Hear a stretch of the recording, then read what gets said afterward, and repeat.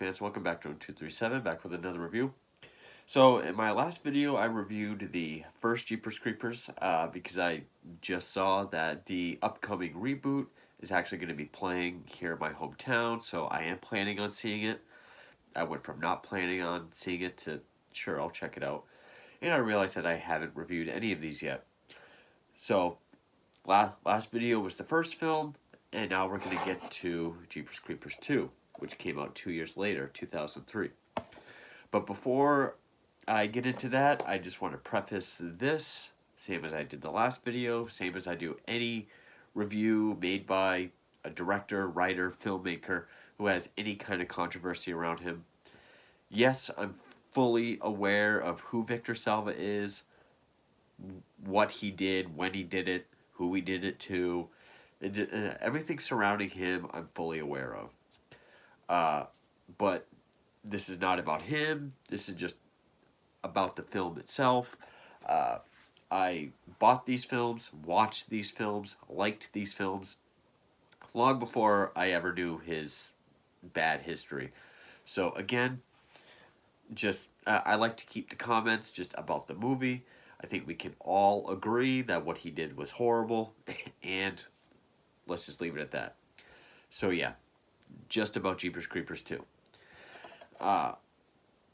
Yeah, this was actually the first Jeepers Creepers film I saw. I had not seen the first one when this came out and when I actually saw this one.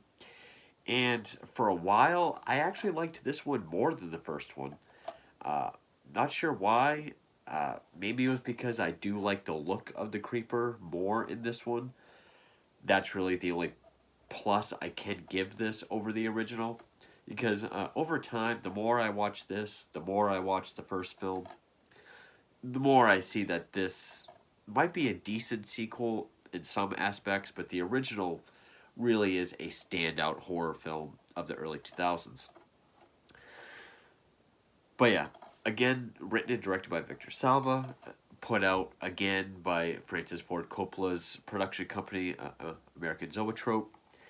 The cast I can't really say too much about other than it has Ray Wise as one of our protagonists because there's two stories going on as opposed to the very narrow focused story of the first film. There's two going on here. Jonathan Breck as the Creeper, who we get to see more of, which that is one thing I noticed and have always thought is this is kind of like one of those Child's Play 2 sequels. Granted, that's a much better movie. Whereas we've already got the reveal of the monster in the first film, so they don't have to keep him as a mystery. He's more out in the open, more up close shots. You get to see the Creeper being the Creeper. So Jonathan Breck gets to perform more, give the Creeper more personality in this one. Other than that, the only other cast member really worth noting would be Diane Delano, who I've seen in a number of films. I can't remember on top of my head. I know she was in the Nicolas Cage remake of The Wicker Man. I've seen her in a handful of films. She's a decent character actress. But other than that, actually, the only other one I really recognized, I think his name is Eric. Eric Nedinger as Scotty, who he was Francis's friend at a military school in Malcolm in the Middle. That's the only thing I know him from. But we also have where is his name? Bennett Salve returning from the first film on music, so it still has the same kind of score. My last review I mentioned is kind of like a Harry Manfredini Friday the 13th type score, or like a classic Hollywood monster movie type score. Can be over the top at parts, but there are still some times where it's very subtle, ominous, especially during one of my favorite scenes. It just has these very quiet, like, kind of tones. And yeah, I I will say I do like the look of the creeper in this one. I know when what was his name, Brad Parker, I think it was uh, if that's incorrect, I say it right in the review for the first film. When he was designing the concept, the look for the creeper, one of his inspirations was scarecrows. They actually touch upon that in this, with the opening scene, which is on the cover. That's one of the best scenes in the film. And one thing I can say is, and credit to Victor Salva, credit where credit's due, the guy does know how to frame a good shot. He does know how to make certain shots look good. And the opening to this, and a lot of the bus shots are filmed really well, especially the exterior of the bus, the overhead shots, like when all the kids are running away. Even the shots within the bus, like when they're all looking at the creeper through the rear window, that all looks really good. Uh, even though the creeper is kind of out in the open, we get to see him do more, how he operates more. We see more of his tools, like that sharpened bone star that he throws with uh, Justin Long's tattooed a, a belly button holding it all together, or like a dagger that Ray Wise finds. We see more of how he operates, but the first few times we see him beyond the opening is kind of set up like the first film, and I did enjoy that. My last review, I mentioned how a lot of the scenes are way in the background, out of focus. That's present here as well. Like when the bus driver and one of the coaches are setting road flares. The foreground, you'll have two characters talking. Then in the background, you have someone setting flares, and then just he just comes down, plucks them up. So in the background, out of focus. I really liked those. I liked those scares in the first film, and I think they were done well here. But from then on, pretty much the creeper is front and center, and you see everything. But the two stories going concurrently is the opening, where we have Ray Wise and his two kids. His younger son is setting up scarecrows. The creeper's on one of the posts, and he attacks him. Which there is a cool look to it. It has this very bright, goldish, yellowy look to it. It's very vibrant, which really brings out the blackness of the creeper quite a bit. Because I know for the first film, they wanted him to look like a walking silhouette. They didn't quite get that in the first film. Here they do. And then when they're running up to the screaming, you just see the creeper just, he just flies off with the kid. And then Ray Wise is on like this Charles Bronson kind of revenge tear. He takes this post puncher to make a harpoon gun, listening to a police scanner for any kind of strange activity. And then we got the main story, which is a school bus full of, I don't know if it's football or basketball, but a team. I think they just won the championship. They're on it, and Creeper causes two flat tires, so they're stranded, and then it's him trying to get in the bus where all these kids are. That's pretty much the movie. Now, one big positive I gave the first film was the pacing, both just how fast of a pace it went, but also the pace of the story itself. Like, as soon as the movie starts, you are right in the story. I mean, within 5 minutes, the creeper's right on their ass on the road. Here, it takes quite a while. We get that opening kill, which the first movie didn't have, but we get the opening scene, and then we get like the whole first act where nothing really happens. So it does take longer. Also, this has one of my least favorite cliches in a horror movie, which you usually see in supernatural or paranormal films, but the first film kind of had it. but it was done in a way that I can buy it, and that's the psychic character. Now, in the first film, the character was kind of explained as the local crazy, so I could kind of get behind it. Here, we just have this character, Mixie, who, out of nowhere, just has two dreams, one of which is the creeper just running across this field in slow motion, but really cool music. That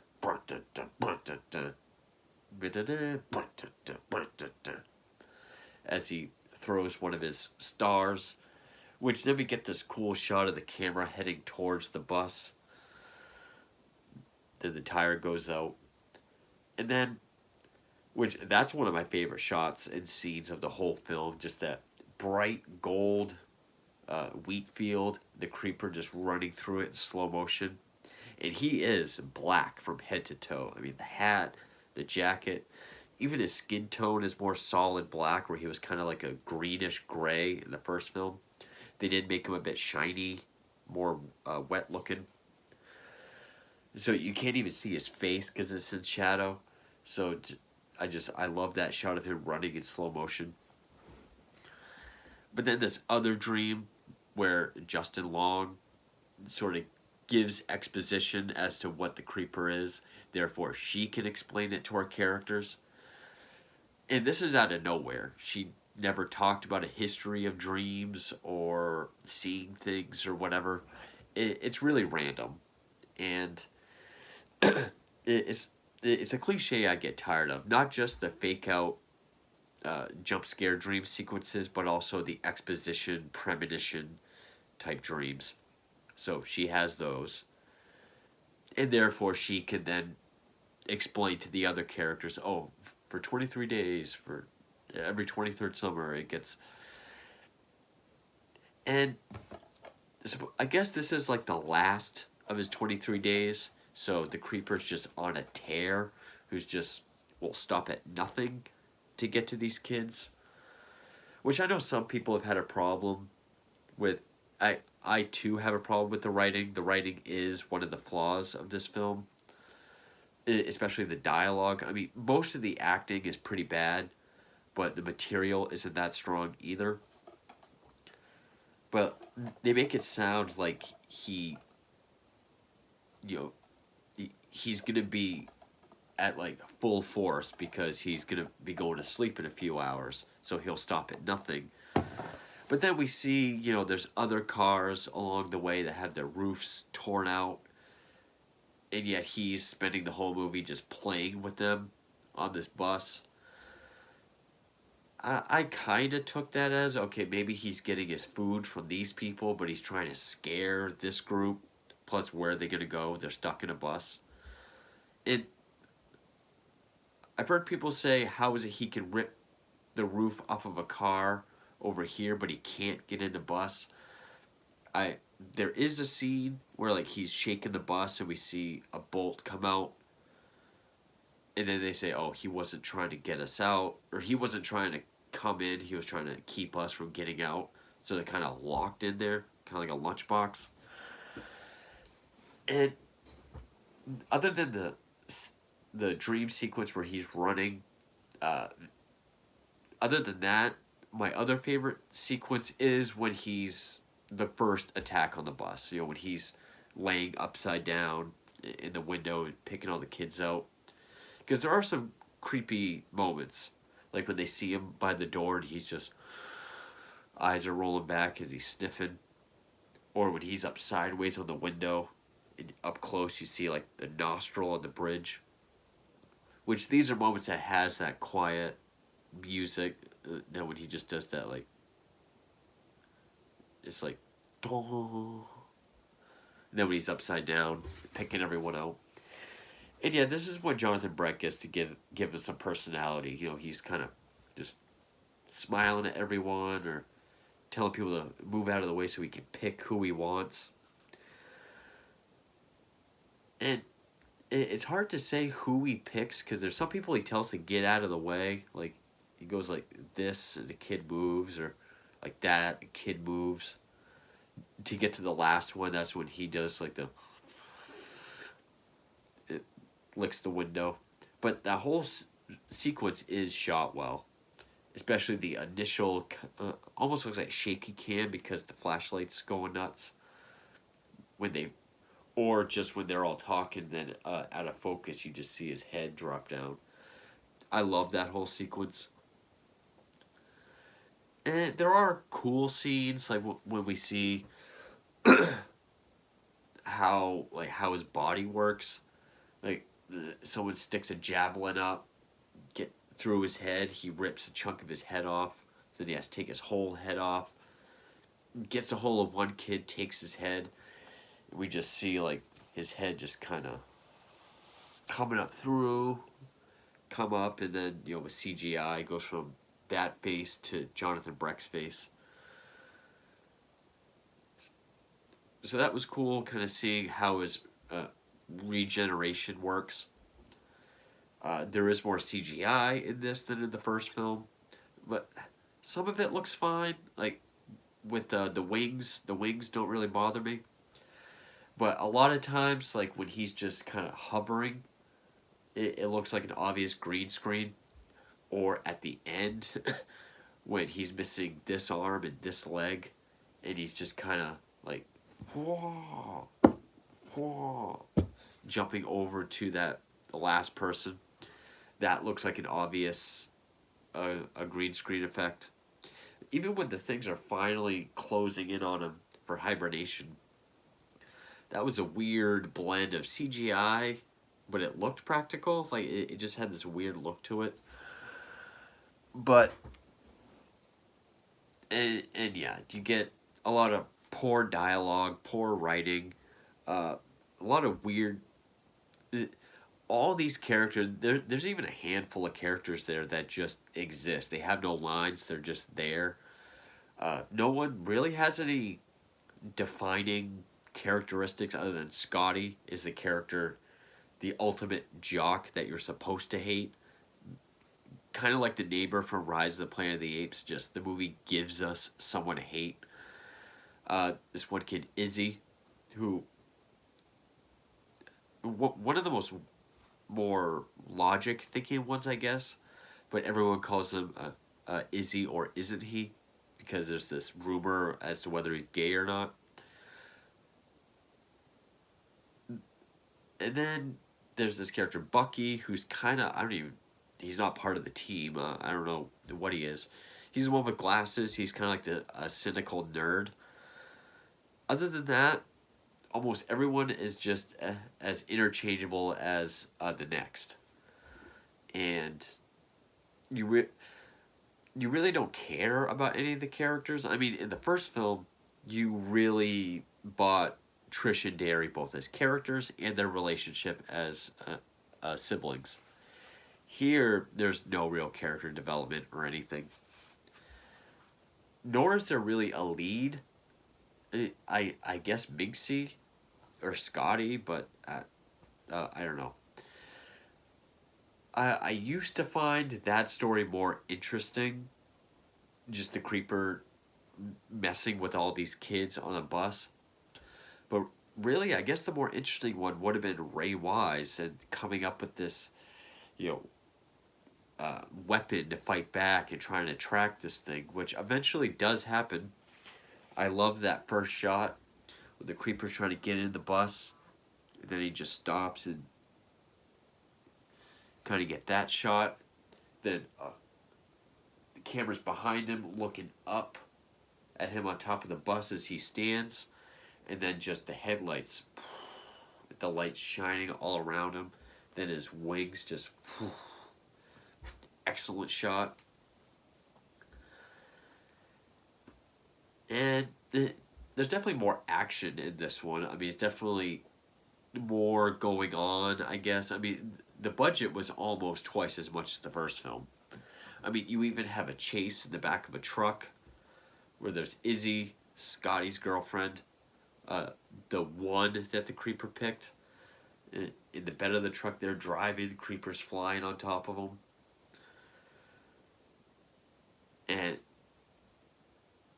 probably the most suspenseful scene, and really the only scene with any kind of suspense will be after the truck gets fucked up, and the one I think they call him D, his legs messed up, so he's got to crawl.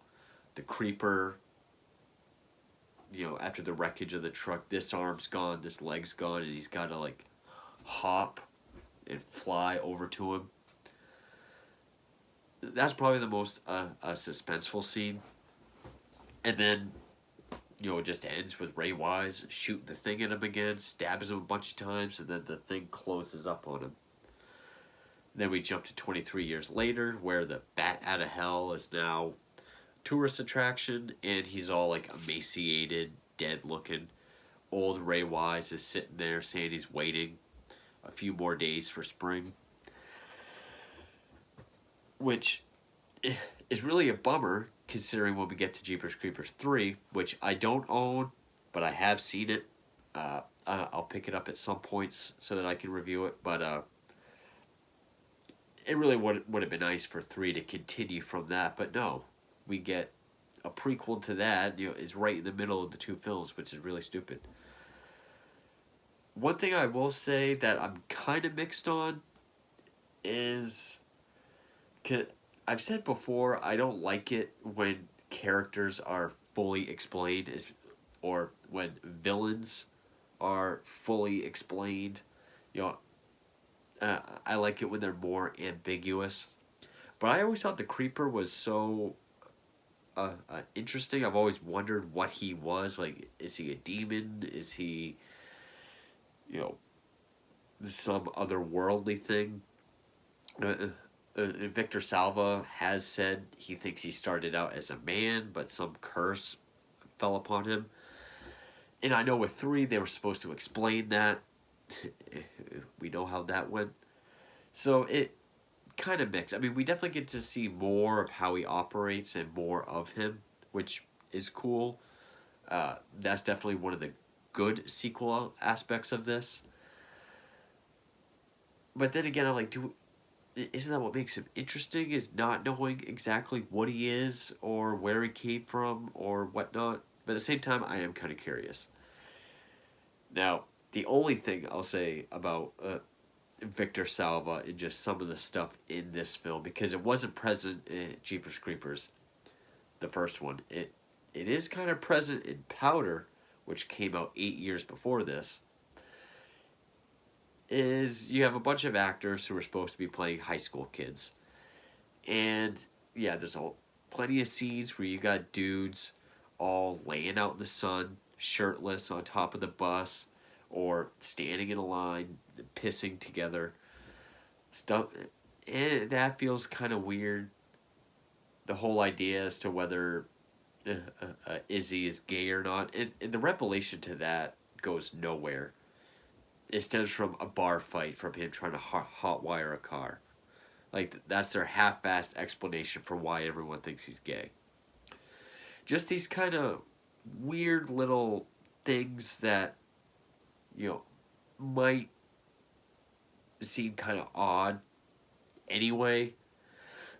Just like, this has some kind of homoerotic tones put to it, which is not a bad thing, but it feels random anyway. But then when you consider that as Victor Salva, that's when it kind of gets strange. That's the most I'll say about it. The only one I can really defend is when the one kid gets wrapped up in the wing, and when he gets pulled up, and then his body falls back down, his shirt is off and his head is gone. Okay, like, pulled him up, his shirt came with it, even though his pants are undone, but... So yeah, there are some homoerotic tones to it that feel random. I mean, it's not woven into the story like, say, Elm Street 2. And yeah, it is kind of strange when you consider it's Victor Salva, but similar stuff was done in Powder, which is a good movie, but yeah, that's as much as I'm going to say about Victor Salva and stuff about him. But yeah, overall, I mean, this does have a better look for the Creeper, I think. They did up the ante for what we see of the Creeper, what he can do. So that's all fine. That's, good sequel notes. It does still have Victor Salva's eye for shots and cinematography, so that's good. But this really does suffer from poor characters, poor dialogue, poor writing. I wouldn't really call them plot holes, like, you know,